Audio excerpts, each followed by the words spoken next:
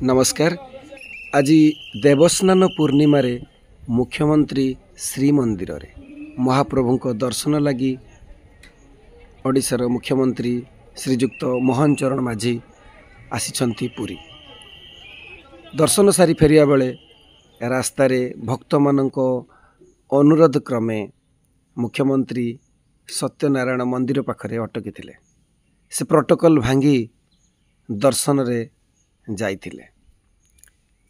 मुख्यमंत्री भक्त मानकर अनुरोध क्रमे शस्त्रिक सेठारे उल्लाइथिले एवं कोनसी प्रोग्राम नथिबा सत्वे से मंदिर को दर्शन रे जाइथिले।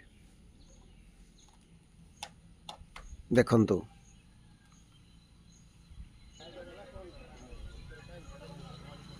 पार्श्व देवदेवी मंदिर रे से दर्शन करथिले, किंतु एही मंदिरटी श्रीमंदिर संपूर्ण बाहर थिला।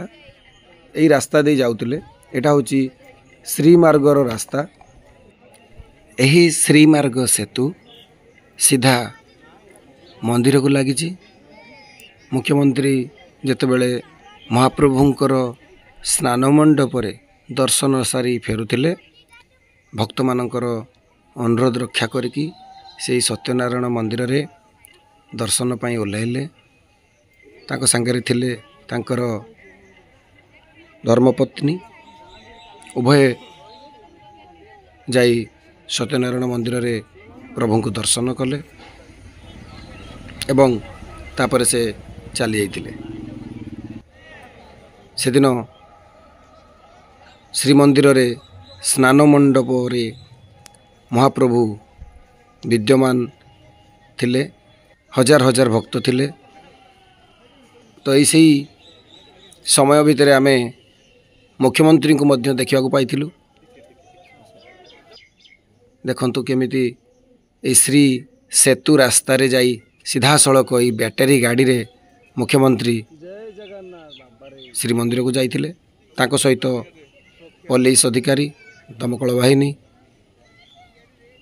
कमांडो समस्ते थिले।